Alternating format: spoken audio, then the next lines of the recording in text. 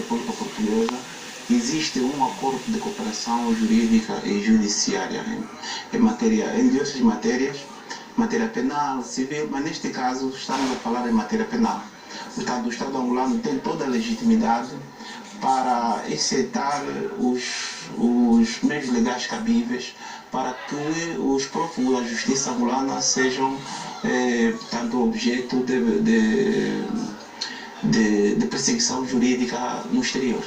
Ainda nesta senda, quais os órgãos com competência para efetivar a realização desta extradição? Bom, neste caso, a Procuradoria-Geral da República, ao abrigo deste acordo bilateral entre a República de Angola e a República Portuguesa, emitiu um mandato de captura para solicitando a cooperação das autoridades portuguesas. E neste contexto detiveram o senhor Abel Cosme, o antigo gestor da Unicarga, sobre os problemas, sobre os efeitos judiciais que levaram o julgamento do caso CNC. Portanto, esta pessoa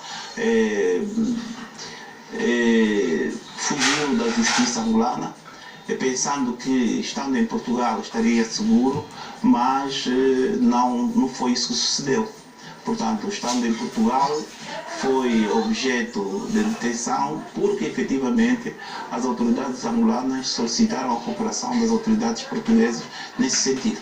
Abel Cosme não chegou a ser julgado neste processo do caso CNC. O antigo PCA da Unicargas, quando abandonou o país, terá sido por questões de saúde. Isto poderá ser algum argumento para a defesa? Bom, isto é uma questão que tem que ser ponderada no processo.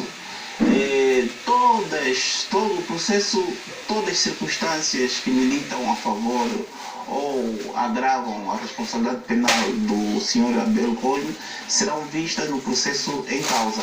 O Sr. Abel Cosme já não será julgado pelo Tribunal Supremo, uma vez que ele não goza do foro especial. Ele será, tanto o Tribunal terá que extrair certidões e remeter para uma das salas do Tribunal Provincial, uma das seções criminais do Tribunal Provincial de Luanda. Na altura seria julgado pelo Tribunal Supremo? Na altura seria julgado devido à ligação ao antigo Ministro da Justiça? Efetivamente, mas não havendo já esta conexão neste momento, este processo terá que correr numa das sessões do Tribunal, sessões criminais do Tribunal Provincial de Luanda. Tratando-se de alguém que estava indiciado num crime, as autoridades angolanas não tiveram tempo de poder acionar mecanismos para que não pudesse sair do país? Bom, esta questão teria que ser vista e ponderada, porque normalmente o que sucede é que quando existe um despacho de pronúncia, o despacho de pronúncia determina a situação carcerária dos réus. E este despacho de pronúncia é comunicado aos órgãos de imigração e fronteira, que interditam as pessoas com essas medidas de coação. Neste caso, tínhamos que saber se efetivamente do despacho de pronúncia, como é que foi definida a situação carcerária do senhor Cosme. Mas pela experiência que tem nestes casos, qual é o procedimento? Neste caso, o senhor Cosme, tendo em conta a sua responsabilidade no país e o seu bom nome, devia comunicar todas as diligências que ele tinha que efetuar, através dos seus mandatários judiciais, ao tribunal competente, para que o tribunal competente pronunciasse se ele pudesse merecer de uma autorização para beneficiar-se dos serviços de saúde, ou então tinha que aguardar o julgamento. Nesta altura não sabemos se houve autorização. Esta é a questão que temos de ponderar com devidas ressalvas. Agora, doutor, há pouco já disse que não será julgado pelo Tribunal Supremo, mas sim pelo Tribunal Provincial de Luanda. Ao chegar a Angola, António Cosme poderá enfrentar agora um novo processo? A sua situação agrava? O processo será o mesmo. A questão é que ele agora está detido, está em prisão preventiva. as autoridades, neste caso a Procuradoria-Geral da República, terá que ponderar se vai manter a medida de coação de prisão preventiva, que é a máxima medida prevista no nosso ordenamento jurídico, ou vai aplicar, vai alterar a medida para uma mais leve. Portanto, poderá ser prisão domiciliária, no caso, ou ainda mais leve, no termo de unidade de residência, mas isso dependerá muito do juízo que a Procuradoria-Geral da República terá que fazer no caso em apreço. Doutor, em situação idêntica está, entretanto, o antigo diretor-geral do Conselho Nacional de Carregadores, Agostinho Tembo, por sinal sócio de Abel Cosme, está em parte incerta.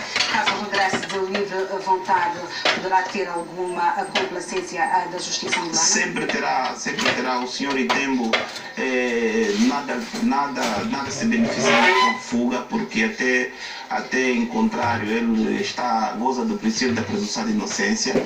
O melhor que ele tem que fazer como um bom cidadão é cooperar com a justiça, e cooperar com a justiça neste caso concreto é apresentar-se às instituições angolanas, pode ser através do consulado mais próximo do país onde se encontra, ou então dar sinais à Procuradoria-Geral da República de que de facto se encontra em algum lado e que podem ser realizadas diligências através de cartas rogatórias, neste caso concreto. Doutora, a fuga destes dois cidadãos pressupõe desde já culpa?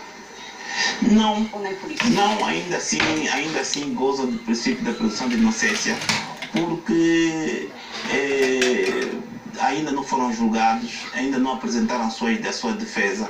A única situação é que isto pode indiciar falta de cooperação com as autoridades. Doutora, vamos analisar um outro caso, agora tem a ver com o cidadão Ivo São Vicente, detido em Lisboa por estar indiciado no caso dos 900 milhões de dólares congelados na Suíça, que envolve também o seu pai, Carlos Vicente, preso em Luanda em setembro. Eu pergunto-lhe, o arguido deve apresentar-se perante o Ministério Público para se defender dos supostos crimes que é acusado, ou, no entanto, tem a faculdade de negar de o fazer? Bom, nestes casos, o melhor é apresentar-se ao Ministério Público, às autoridades angolanas, ou por intermédio, ou às autoridades portuguesas, a que o Estado angolano delegou competências. Porque neste caso concreto de nada servirá a fuga ou a afronta às autoridades angolanas, ou mesmo tentar distorcer o bom trabalho que está a ser realizado, ou ainda optar por mecanismo de obstrução à justiça. Neste caso o Ivo São Vicente, como o seu pai, o São Vicente, e mesmo a doutora Irene Neto, eu acho que devem cooperar o máximo com as autoridades angolanas, porque as autoridades angolanas estão a agir de boa fé. Ao que parece, não é isso que Irene Neto pretende, uma vez que fez um pedido junto das autoridades portuguesas para conseguir a liberdade do seu marido preso em Angola, alegando a sua nacionalidade. Mas a doutora Irene Neto me parece que, portanto, se encontra numa situação um pouco delicada. Mas está em fundamento. Mas a questão é que a doutora Irene Neto deve saber que a nacionalidade angolana é inoponível à nacionalidade portuguesa. O senhor Carlos São Vicente só conseguiu as facilidades que teve como angolano. Se ele fosse português não teria conseguido isto. E de maneiras que o melhor que se pode fazer neste caso é mesmo cooperar com as autoridades angolanas. As autoridades portuguesas acho que não irão atender este pedido, por simples facto de que o cidadão em que se encontra em território angolano é cidadão angolano, foi ocupando os mais diversos cargos nas empresas angolanas por ser angolano e não por ser português. E é nesta conformidade de ideias de que não há... Cada um de nós pode pedir até o solo, mas isto não é permitido, uma vez que isto pode configurar um caso de obstrução à justiça. Agora, portanto, olhando para o caso do filho, não sabemos se tem ou não nacionalidade portuguesa. Caso tenha, nestes casos, quais são os procedimentos no altura em que se encontra em Portugal e onde reside? Ao abrigo do acordo de cooperação que existe entre a República de Angola e o Estado português, é possível que o Sr. Ivo São Vicente seja indiciado em Portugal e seja julgado em Portugal, absolvido ou condenado em Portugal. Por quê? Porque, segundo ele, alega que ele não tem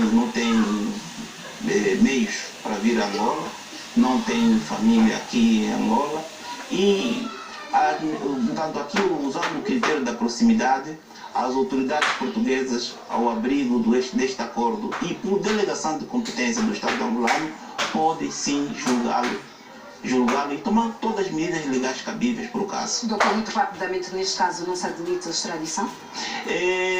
Neste caso não será possível a extradição. Por quê? Porque se provar que o Sr. Ivo São Vicente é cidadão português, dificilmente o Estado português há de autorizar que o seu cidadão seja extraditado por um outro Estado de que também é cidadão. Mas há o pedido ativo e o pedido passivo. A questão... Poderá Portugal requerer que venha para Angola, não?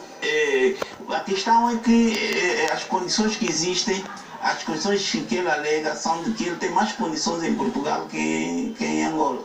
E existe um acordo com base no qual que o Estado português, o Estado angolano pode delegar competências ao Estado português para desencadear todos esses mecanismos legais cabíveis para este caso em concreto. Doutor, este assunto não se esgota, pensamos tê-lo nos próximos tempos aqui no Jornal da Zimbo. Boa noite. Boa noite, eu que agradeço.